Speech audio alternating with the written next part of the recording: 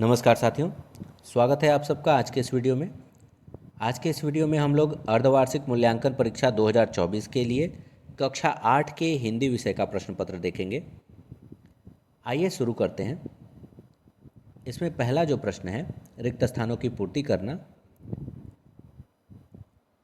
उसका पहला प्रश्न, बाल गोविंद भगत पाठ क्या है, एक कविता है अथवा एक रेखाचित्र है? तो इसका सही जवाब है रेखाचित्र। ख है छोटा नागपुर का एक टुकड़ा है, स्वर्ग अथवा नर्क? तो ये सही जवाब है स्वर्ग। हुंडरू का जलप्रपात, इस पाठ से यह प्रश्न आया है। ग है नाक का बाल होना, मुहावरे का अर्थ क्या है? दुश्मन होना अथवा प्रिय होना? तो इसका सही जवाब है प्रिय होना। बच्चे की दुआ एक क्या है? यह एक प्रार्थना गीत है।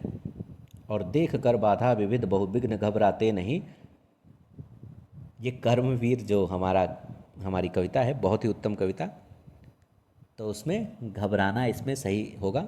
बहुत ही अच्छी कविता है, पढ़ने लायक। आगे देखते हैं, दूसरा मिलान करना है। कलिंग की महाराज की जो कन्या है उसका नाम क्या था? तो पद्मा, इससे वो मैच होगा, सही सुमेल होगा। कनक का पर्यायवाची शब्द, तो सोना को ही कनक कहते हैं। कनक कनकते सौगुनी मादकता अधिकाय, यह जो हमारे पाठ में दिया गया है। जो सब कुछ जानता हो उसे हम लोग सर्वज्ञ कहते हैं। और एक जो क्लास 7th का जो पेपर था उसमें इसी चीज़ को पूछा गया था कि जो सब कुछ जानता है क्या उसे हम लोग महाज्ञानी कहेंगे? तो वहाँ पे वो स्टेटमेंट गलत हो गया था। अब जो घ है, आकाश शब्द का विपरीतार्थक शब्द, तो इसे हम लोग पाताल कहते हैं। और सिरचन, सिरचन इस किस कहानी का कैरेक्टर है? तो वो ठेस कहानी के कैरेक्टर है। आगे, निम्नलिखित में सही कथन के सामने सही और गलत कथन के सामने गलत का चिन्ह लगाइए। पहला जो हमारा स्टेटमेंट है कि दई दई क्यों करतु है, दई दई सु कबूली में यमक अलंकार है अथवा नहीं? तो ये सही है। एक ही शब्द का बार बार प्रयोग, वही कनक कनकते सौगुनी मादकता अधिकाय, एक ही शब्द का प्रयोग अलग बार हो और उसका अर्थ लेकिन बदलता हो, तो ऐसे में हम लोग उसे यमक अलंकार कहते हैं। ख है,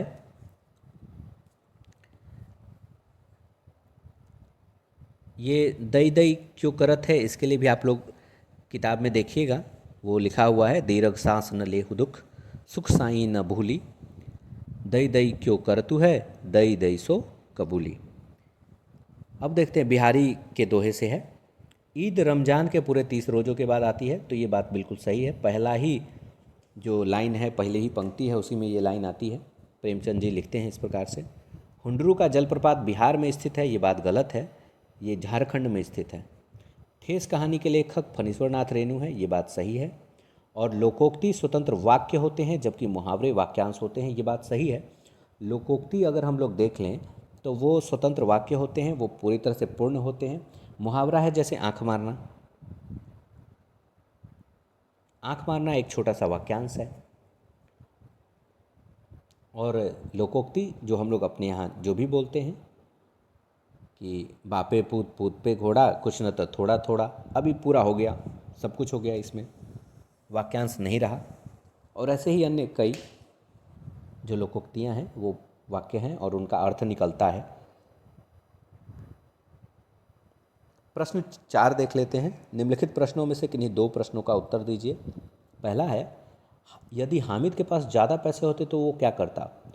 तो क्या करता ये सोचने की आवश्यकता नहीं है।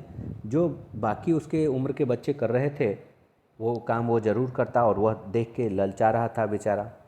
तो हामिद के पास अगर ज़्यादा पैसे होते तो वह भी अन्य लड़कों की तरह अपने लिए खिलौने, खाने के लिए मिठाइयाँ आदि खरीदता। जबकि वो सारे चीज़ों को उसको कितना मन कर रहा था, बच्चा था तो उसका कितना मन था, फिर भी उसने अपने मन को मारकर अपनी बूढ़ी दादी अमीना के लिए एक चिमटा खरीदा। बाल गोविंद भगत गृहस्थ थे, फिर भी उन्हें साधु क्यों कहा जाता था? बाल गोविंद भगत, ये जो रेखा चित्र है उससे यह प्रश्न है। बाल गोविंद भगत गृहस्थ होते हुए भी सांसारिक मोहमाया से दूर रहते थे और साधुओं की तरह जीवन व्यतीत करते थे। उनका व्यवहार साधुओं जैसा था, इसलिए उन्हें साधु कहा गया है। क्या लेखक ने ऐसा माना कि वो साधु थे। गरीबों की मदद हम किस प्रकार कर सकते हैं। गरीबों के लिए किन्हें हम गरीब कहेंगे? गरीब हम कहेंगे जिन्हें रोटी कपड़ा मकान मयस्सर ना हो। तो हम रोटी कपड़े और आवास की व्यवस्था कर गरीबों की मदद कर सकते हैं। ज़रूरत पड़ने पर उन्हें स्वास्थ्य सुविधा देकर भी उनकी मदद की जा सकती है। ऐसा हम लोग लिख सकते हैं। बच्चे और भी इसे अपने शब्दों में इसको लिख सकते हैं। 5वां प्रश्न है, निम्नलिखित प्रश्नों में से किसी एक प्रश्न का उत्तर दीजिए। कर्मवीर पाठ के आधार पर कर्मवीर की विशेषताओं गुणों का उल्लेख कीजिए। और इसमें अथवा में है कबीर के पद, कबीर का जो पद है हमारे पाठ्य पुस्तक में, उसके किसी एक पद का अर्थ अपनी भाषा में लिखिए। तो कर्मवीर वाला पहला प्रश्न जो है उसे देख लेते हैं। कर्मवीर की विशेषताएं और गुण। कर्मवीर परिश्रमी होते हैं, साहसी होते हैं, साहसी और वीरतापूर्ण कार्य करते हैं। वे बाधा विघ्नों से घबराते नहीं हैं, किसी से मदद लेने की उम्मीद में नहीं बैठते हैं। वे कठिन से कठिन काम भी हंसते हंसते पूरा कर लेते हैं और वे हमेशा समय का सदुपयोग करते हैं। इस तरह की चर्चा कर्मवीर व्यक्ति के बारे में कविता में की गई है और कविता में ही हम उसका उत्तर देंगे। जो कबीर के पद पाठ से किसी एक पद का अर्थ है अपनी भाषा में लिखना। मुँह को कहाँ ढूंढे रे बंदे, मैं तो तेरे पास में। उस पद का हम लोग अर्थ इस प्रकार से लिख सकते हैं कि कबीर ईश्वर की ओर से कह रहे हैं कि ऐ मेरे बंदे, तू मुझे कहाँ ढूंढ रहा है, मैं तुम्हारे पास में हूँ। मैं किसी मंदिर, मस्जिद, काबा या कैलाश में नहीं हूँ, ना ही किसी क्रियाकर्म और जोग वैराग्य में ही हूँ। यदि तुम सचमुच के खोजी होगे तो एक पल की खोज में मैं तुम्हें मिल जाऊँगा। मैं तो सब सांसों की सांस में बसता हूँ, तुम्हारे इतना करीब हूँ। ये बात हम लोग कबीर के उस पद के बारे में लिख सकते हैं। तो ये थे कक्षा 8 के हिंदी विषय के प्रश्न पत्र का हल।